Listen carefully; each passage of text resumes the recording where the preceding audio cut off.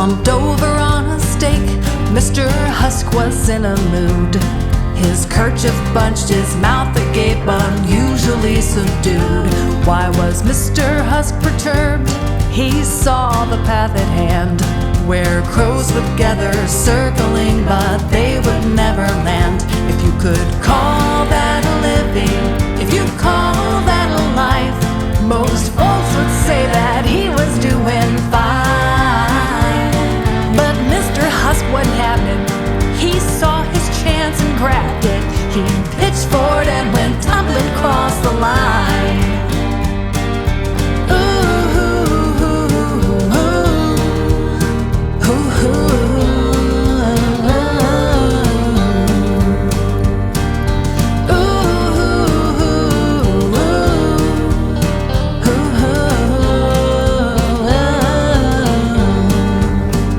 Stepping languidly along, Mr. Husk was on a roll as he doffed his hat to folks that he encountered on his stroll, until a wayward truck dashed him clear against the rocks.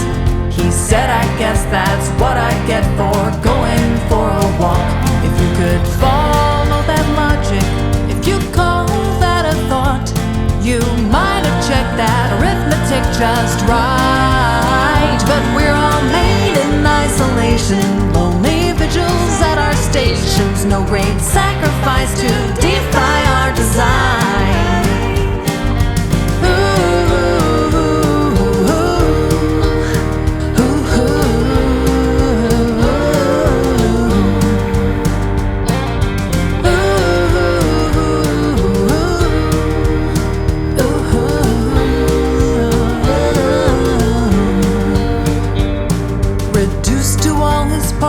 Mr. Husk gathered his thoughts and pondered how his great adventure added up to naught, feeling only tiny pokes where the birds had dug their hooks.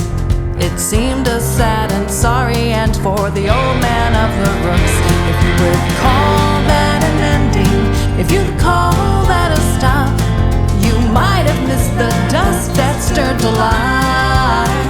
'Cause we all have a germ within us, barely big enough to spin us. Little worlds all swirling cleverly in line.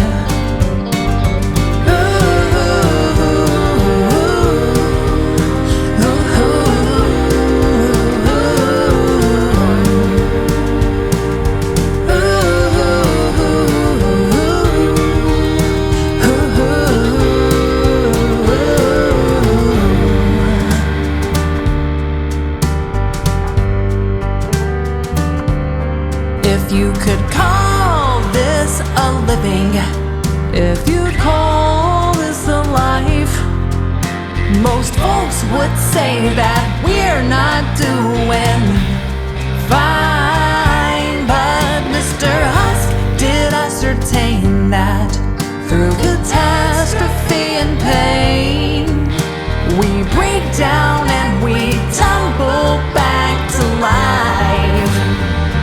Oh, tumble for me.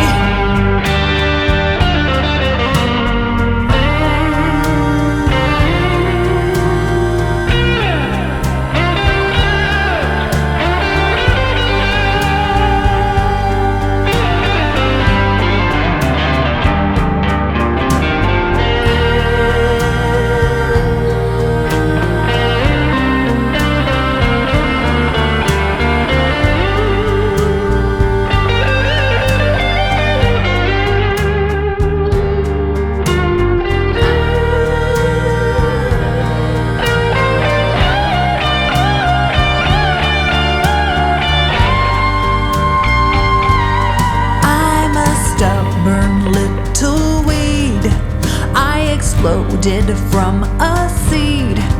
I will grow from concrete's crack. I will grow, can't be proved.